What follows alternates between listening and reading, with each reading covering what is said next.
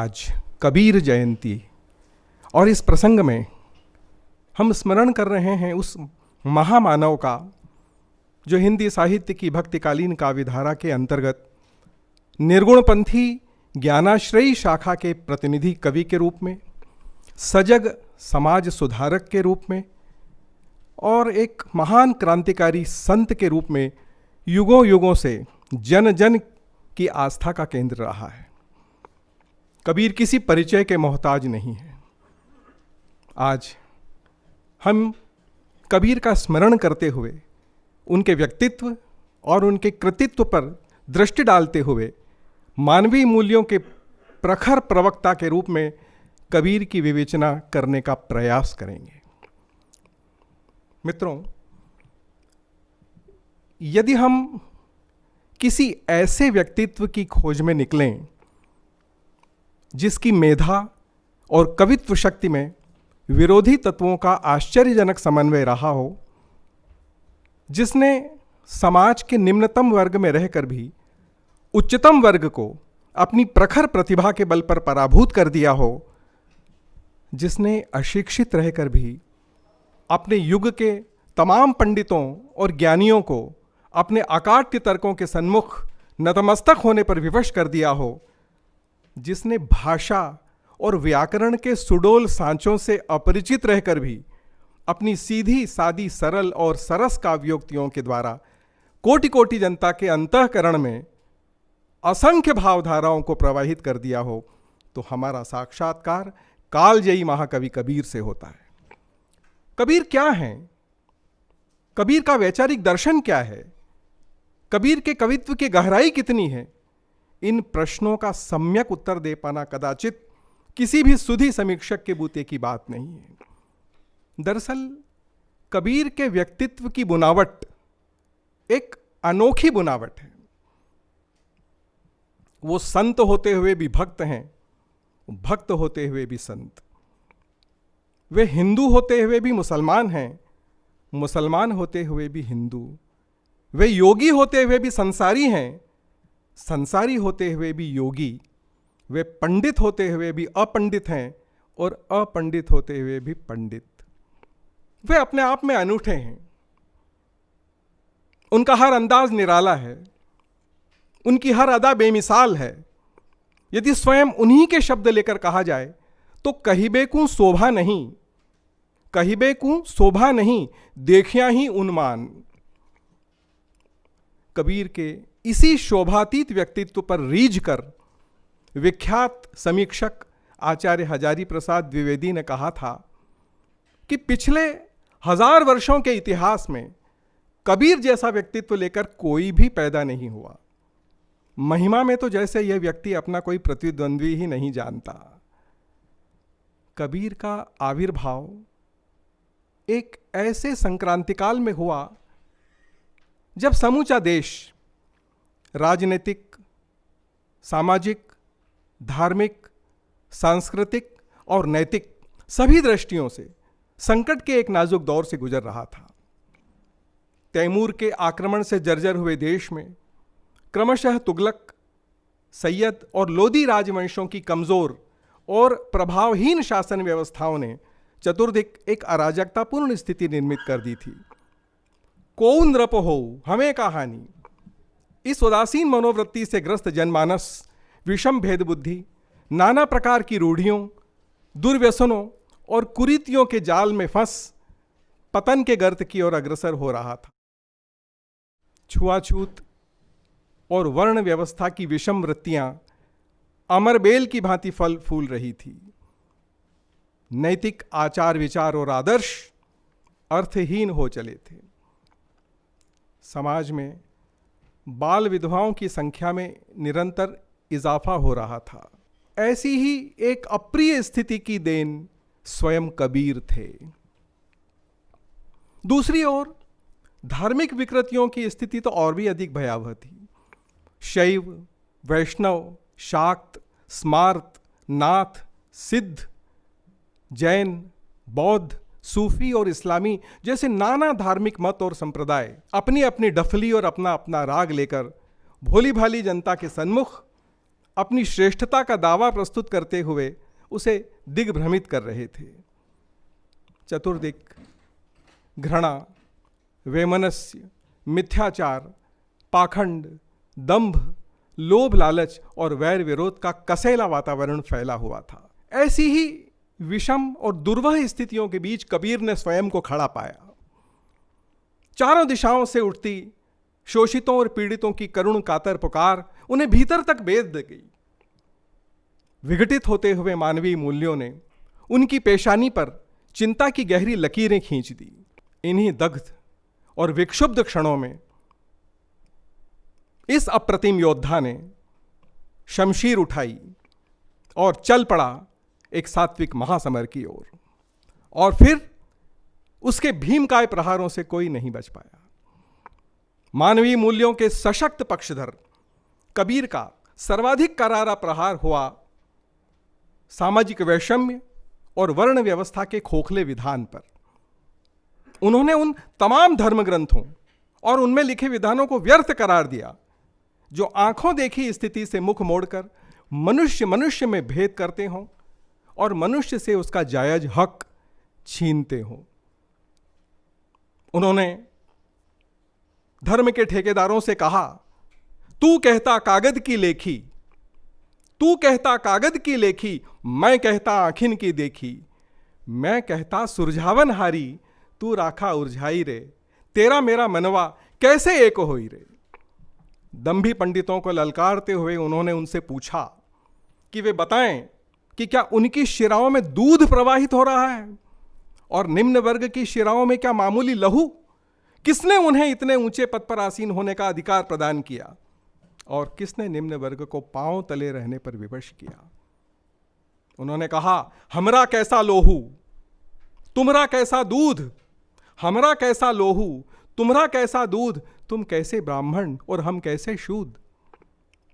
छुआछूत के पुजारी, उच्च वर्गीय, जिनके कुएं और जिनके गागर निम्न वर्ग के लिए सर्वथा अस्पृश्य थे, वर्जित थे, निषिद्ध थे, उनके चरित्र का कच्चा चिट्ठा खोलते हुए कबीर ने कहा, ऊंचे अपनी करें बड़ाई, गागर कुआं न दें और वेश्या के पांव तल सोवे, ये कैसी ऊंचाई।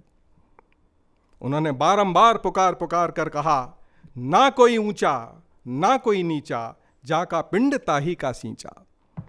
उन्होंने कहा कि अरे, उस परम पिता परमात्मा ने तो सबको अपने ही अंश से, अपने ही नूर से उत्पन्न किया है, फिर कौन उत्कृष्ट और कौन निकृष्ट,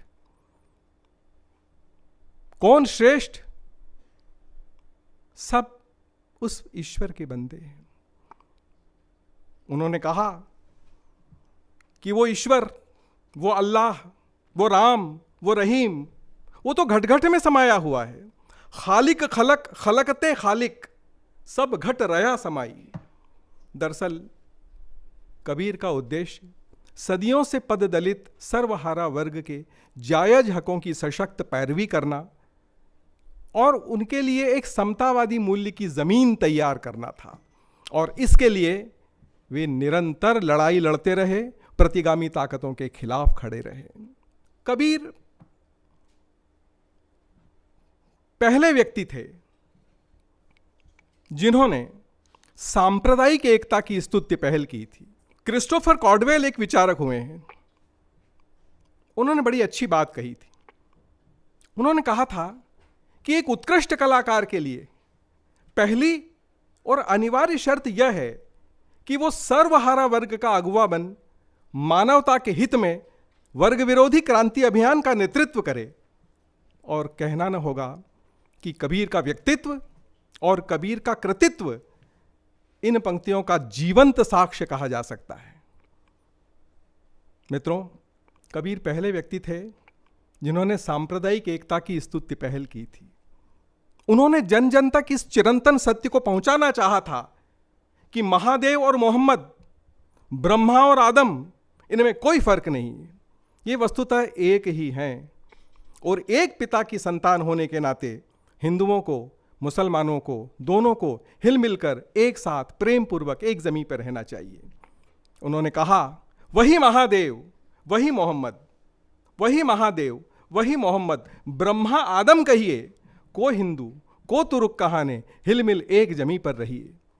उन्होंने कट्टरपंथी हिंदुओं और कट्टरपंथी मुसलमानों दोनों ही के कृत्यों की तीव्र भर्त्सना की। उन्होंने कहा, हिंदुन की हिंदुआई देखी, हिंदुन की हिंदुआई देखी और तुर्कन की तुर्काई, अरे इन दो राह न पाई। अपने अपने आराध्य की अंधभक्ति में चूर, एक दूसरे का खून बहाने पर आमादा कट्टरपंथी हिंदुओं और कट्टरपंथी मुसलमानों दोनों ही को फटकारते हुए कबीर ने कहा, हिंदू कहे मोहे राम पियारा, हिंदू कहे मोहे राम पियारा, तुर्क कहे रहीमाना, हिंदू कहे मोहे राम पियारा, तुर्क कहे रहीमाना, आपस में दो लड़ी लड़ी मुए, मरम न कोहू जाना। कबीर का उद्देश्य सांप्रदायिक वैर विद्वेष का शमन कर शांतिपूर्ण सह अस्तित्व और बंधुत्व जैसे मूल्यों की स्थापना करना था। यदि आज के संदर्भों में कहें तो सबका साथ, सबका विकास और सबका विश्वास कदाचित यही कबीर का मूल मंत्र था और इसी पर वे जीवन भर कार्य करते रहे। कबीर कोरे स्वप्नद्रष्टा विचारक या उपदेशक मात्र नहीं है। उनकी चिंता विघटित होते हुए मानवीय मूल्यों की चिंता है। वे स्वयं अपने लिए नहीं, वे समूची मानवता के लिए बिसूरते हैं। वे कहते हैं, सुखिया सब संसार है, खावे और सोवे, सुखिया सब संसार है, खावे और सोवे, दुखिया दास कबीर है, जागे और रोवे।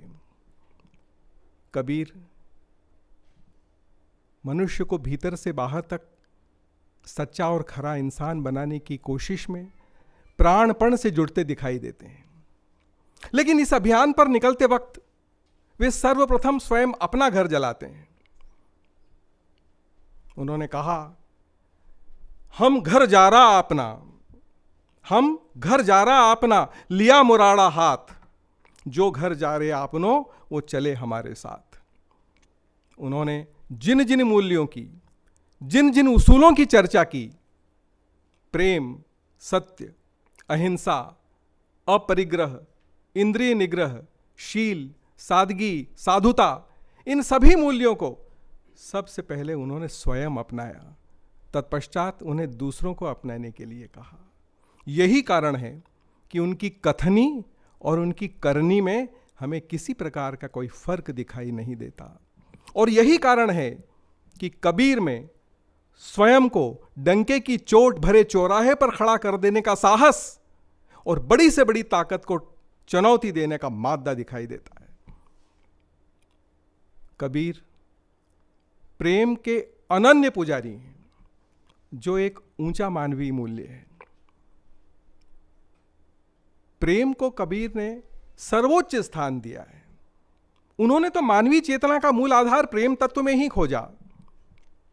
उनकी नजर में सच्चा पंडित और सच्चा ज्ञानी वही है जिसने 2.5 अक्षर प्रेम का पढ़ा हो। वे उस पढ़े लिखे व्यक्ति के जीवन को भी निस्सार समझते हैं, निरर्थक समझते हैं, अर्थहीन समझते हैं, जिसके दामन पर प्रेम का एक छींटा तक न पड़ पाया हो। वे कहते हैं, पढ़ी पढ़ी के पाथर भया, लिख लिख भया जो ईंट, कहे कबीर प्रेम की पड़ी न एको छींट। कबीर उस अंतःकरण को जिसमें प्रेम का संचार नहीं हो सका निर्जीव मानते हैं, निष्प्राण मानते हैं। वे कहते हैं, जेहि घट प्रेम न संचरे, जेहि घट प्रेम न संचरे, सो घट जान मसान। जेहि घट प्रेम न संचरे, सो घट जान मसान, जैसे खाल लुहार की श्वास लेत बिनु प्राण। कबीर ने कदाचित समूची दुनिया को प्रेम के रेशमी बंधनों में बांध लेने का सुंदर सपना देखा था। यह तथ्य उनकी गहरी मानवीय संवेदना का परिचायक है।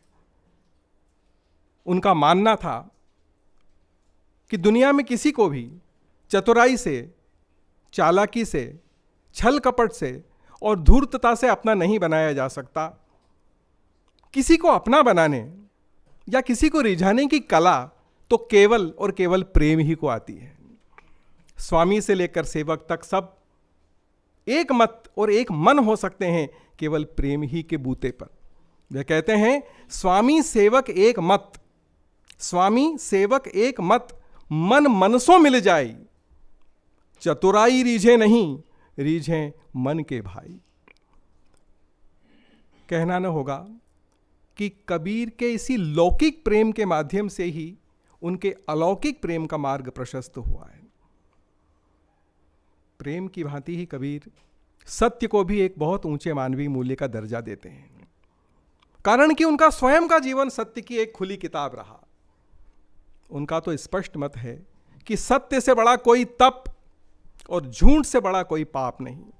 उन्होंने कहा भी, सांच बराबर तप नहीं, झूठ बराबर पाप, और जाके हृदय सांच है ताके हृदय आप। सत्य आचरण की महिमा का बखान करते हुए कबीर कहते हैं कि जिसके अंतःकरण में सत्य का वास है, जिसके अंतःकरण में सत्य का वास है, उसे अपने कर्मों का, अपने आचरणों का लेखा जोखा प्रस्तुत करते वक्त किंचित भी, लेश मात्र भी हिचकिचाहट नहीं होती। यहां तक कि परमात्मा तक के दरबार में सत्यवादी का दामन कोई छू नहीं सकता। वे कहते हैं लेखा देना सोहरा, लेखा देना सोहरा जो घट सांचा होई, लेखा देना सोहरा जो घट सांचा होई, साईं के दरबार में पल्ला न पकड़े कोई। सांसारिक लोक लाज के डर से, सांसारिक लोक लज्जा के भय से सत्य आचरण से परहेज करने वाले की तुलना वे उस अज्ञानी मनुष्य से करते हैं जो बहुमूल्य हीरे को तो त्याग देता है और कांच के मामूली टुकड़े को दृढ़तापूर्वक पकड़े रहता है। उन्होंने कहा, कबीर लज्जा लोक की सुमरे नाही सांच, कबीर लज्जा लोक की सुमरे नाही सांच, और जानबूझ हीरा तजे काठा पकड़े कांच। कबीर मिथ्याचारी मनुष्य की संगत से, उसकी परछाई से भी दूर रहना चाहते हैं। वो अपने राम जी से प्रार्थना करते हैं कि जानबूझ सांचई तजय और करे झूठ से नेह, ताकि संगत राम जी सपने हुमा नहीं दे, कि मुझे सपने में भी ऐसे व्यक्ति की संगत आप मत देना। कबीर की यह सत्य निष्ठा उनके दर्शन को बलवती रूप प्रदान करती दिखाई देती है। कबीर अहिंसा को परम धर्मवत मानते हैं। यह अहिंसा एक बहुत ऊंचा मानवीय मूल्य है। वे किसी भी तरह की हिंसा और जीव हत्या के घोर विरोधी हैं, फिर चाहे वो जीव के स्वाद की खातिर की जाए या फिर किसी धार्मिक कर्मकांड या अभिचार के नाम पर। उनकी दृष्टि में यह एक आसुरी कृत्य है जिससे प्रत्येक सदाचारी मनुष्य को बचने की कोशिश करनी चाहिए। धर्म और धर्म की रूढ़ियों की आड़ में निरीह पशुओं की हत्याएं करने वालों को फटकारते हुए उन्होंने कहा है कि जीव बधत को धर्म कहत, जीव बधत को धर्म कहत, फिर अधर्म कहां रे भाई। यदि तुम जीव की हत्या को धर्म कहोगे तो फिर अधर्म को किस रूप में परिभाषित किया जाएगा। धर्म और धर्म की रूढ़ियों के नाम पर निरीह जीवों की गर्दन पर छुरी चलाने वालों से वे पूछते हैं, बकरी मुर्गी किन फुरमाया, इन नन्हे नन्हे जीवों को किसने बनाया, बकरी मुर्गी किन फुरमाया और किसके हुक्म तुम छुरी चलाया। हत्या के और बंदगी के अटपटे समीकरण कबीर के गले नहीं उतरते। वे मुसलमानों से पूछते हैं कि दिन भर रोजा रखत है, दिन भर रोजा रखत है और रात हनत है गाय, अरे एक हत्या एक बंदगी, अरे कैसे खुशी खुदाए। जिबह को हलाल नाम देकर जायज करार देने की प्रवृत्ति के भी कबीर खिलाफ हैं। वे कहते हैं जोर कर जिबह करें और नाम देत हलाल, लेखा लेगा साईं जब होगा कौन हवाल। कबीर इस प्राकृतिक सत्य को जन जन तक पहुंचाना चाहते हैं कि इस संसार में जितने भी जीव हैं वे ईश्वर के बनाए हुए हैं। जब हम किसी को जीवन दे नहीं सकते तो किसी के जीवन को हरने का हमें कोई अधिकार नहीं। वे कहते हैं कि बकरी मारे कुकड़ी मारे हक हक करी बोले, बकरी मारे कुकड़ी मारे हक हक करी बोले, अरे सबे जीव साईं के प्यारे, उबरोगे किस बोले। जब उसके दरबार में तुम्हारी पेशी होगी तो तुम क्या कह करके अपने आप को बरी कराओगे। यकीनन कबीर के इसी अहिंसावादी दर्शन ने आगे चलकर युग पुरुष गांधी के अहिंसावादी विचार का भी पथ प्रशस्त किया है। कबीर का दर्शन किसी भी तरह के लोभ लालच और परिग्रह की प्रवृत्ति का निषेध करता है। यह अपरिग्रह भी एक बहुत ऊंचा मानवीय मूल्य है। उनकी तो स्पष्ट धारणा है, वे कहते हैं कि जिनको कछु नहीं चाहिए वे ही शाहनशाह। वे स्वयं एक गरीब जुलाहे थे, चादर बुनकर उसके विक्रय से उतना ही प्राप्त करते जितना पेट की क्षुधा शांत करने के लिए जरूरी हो। बाकी गरीबों और जरूरतमंदों में बांट देना उनके लिए आत्मिक सुख का विषय बनता था।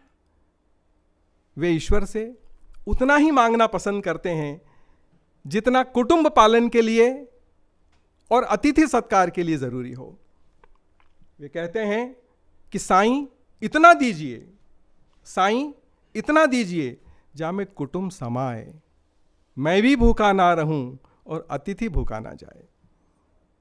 मित्रों, जरा हम विचार करें, एक व्यक्ति को जीवित रहने के लिए, जीवन यापन करने के लिए कितने साधनों और संसाधनों की जरूरत होती है भला।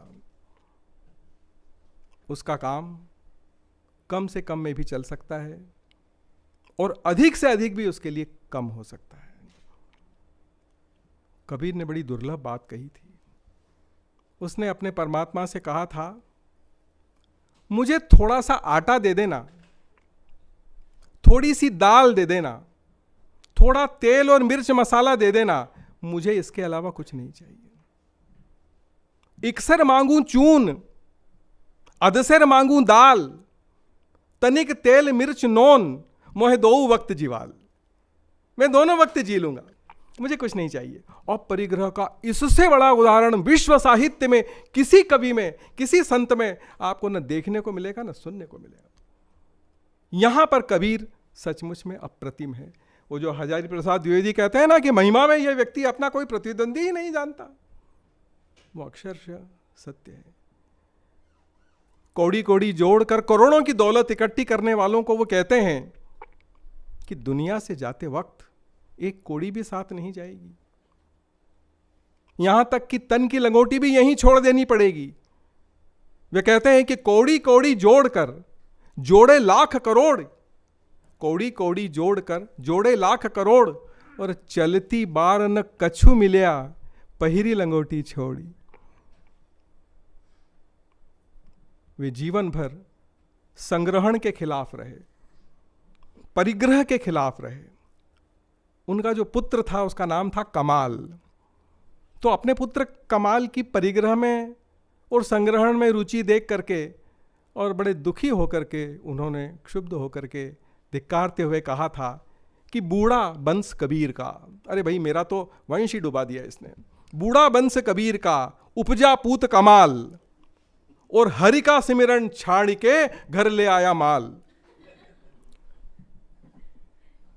कबीर कहते हैं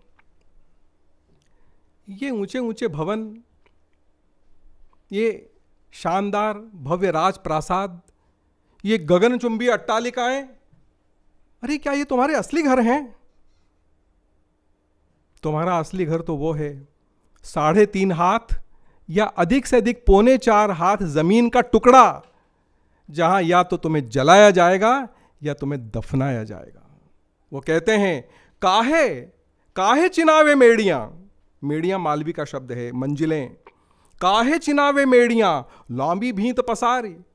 लंबी चौड़ी दीवारें, ऊंची ऊंची मंजिलें, अरे भाई क्यों, ये कवायद किसके लिए? काहे चिनावे मेड़ियां लांबी भींत पसारी, अरे घर तो 3.5 हथ और घणो तो 4.25। तेरा असली घर क्या है, ये तुझे समझना होगा। कबीर के इस धन और अर्थ संग्रह के निषेध भाव में हमें उनके समतावादी विचारों की झलक मिलती है। डॉक्टर गोविंद त्रिगुणायत ने एक स्थान पर कहा था कि कबीर एक क्रांतिदृष्टा महात्मा थे और प्रकारांतर से समतावादी मूल्यों की स्थापना करना उनके जीवन का उद्देश्य था और इसके लिए वे बराबर लगातार निरंतर प्रयत्न करते रहे। कबीर शील, सादगी और साधुता को मनुष्य की सच्ची और खरी पूंजी मानते, क्योंकि वे स्वयं भी इसके जीवंत प्रतिरूप थे। किसी भी तरह की आचरणहीनता, आडंबर और असाधुता उन्हें कभी पसंद नहीं रही। वे सरल और अकृत्रिम जीवन शैली के हामी थे। उनका विश्वास ढोंग धतूरों में नहीं, निश्चल और खरे आचरणों में था। जप, तप, तीरथ, बरत, माला, कंठी, रोजा, नमाज, इन सब की बजाय उन्होंने मन, वचन और कर्म की ईमानदारी को महत्व दिया। उन्होंने हिंदुओं के लिए भी और मुसलमानों के लिए भी सिर्फ एक ही बात कही, सोई हिंदू और सोई मुसलमान जहां का दुरुस्त रहे ईमान। ईमान की बात करने वाला कवि है। वो कहता है जाति से मुझे कोई लेना देना नहीं भाई, तुम्हारा ईमान दुरुस्त यदि है तो तुम अच्छे इंसान हो, बस इसके अलावा कुछ भी नहीं चाहिए। कबीर ने जो कुछ भी कहा उसे कर्मों की भाषा में कहा, उसे आचरणों की भाषा में कहा। वे उपदेशक नहीं हैं, वे कथाकार नहीं हैं, वे व्यास गादी पर बैठे हुए पंडित नहीं हैं, वे कर्म के प्रवक्ता हैं, वे आचरण के व्याख्याकार हैं। एक बार ओशो ने बड़ी अच्छी बात कही थी कि गीता होगी कितनी भी बड़ी कर्मों की प्रवक्ता, लेकिन मुझे लगता है कबीर के वचनों और कर्मों से बढ़कर नहीं। कबीर का स्वर मानवता का स्वर है। वे मानवीय मूल्यों के अमर उद्गाता हैं, वे मानवीय मूल्यों के प्रखर प्रवक्ता हैं। प्रख्यात ग्रीक दार्शनिक सुकरात ने एक बार कहा था कि परमपिता परमेश्वर को जब धरती पर रह रहे अपने पुत्रों से संवाद कायम करना होता है या उन तक अपने मन की बात पहुंचानी होती है, तो वो उन्हीं में से किसी निर्मल हृदय संत को, कवि को या कलाकार को चुन लेता है। कहना न होगा कि कबीर ऐसे ही एक निर्मल हृदय माध्यम थे जिन्हें उस परमेश्वर ने अपने काम कराने के लिए चुना था। वे जीवन भर परमेश्वर का सौंपा हुआ काम करते रहे, उसी किरदार को निभाते रहे। मानवीय मूल्यों के संस्थापनार्थ अपना संपूर्ण जीवन अर्पित कर देने के बाद जीवन के उत्तरार्ध में उन्होंने सिर झुकाकर बड़े ही दीन स्वर में अपने साहिब से कहा था, ना कछु किया ना करी सका, ना कछु किया ना करी सका, ना करने जोग शरीर, ना कछु किया ना करी सका, ना करने जोग शरीर, जो कछु किया सो साहिब किया, जो कछु किया सो साहिब किया, ताते भया कबीर, ताते भया कबीर, ताते भया कबीर।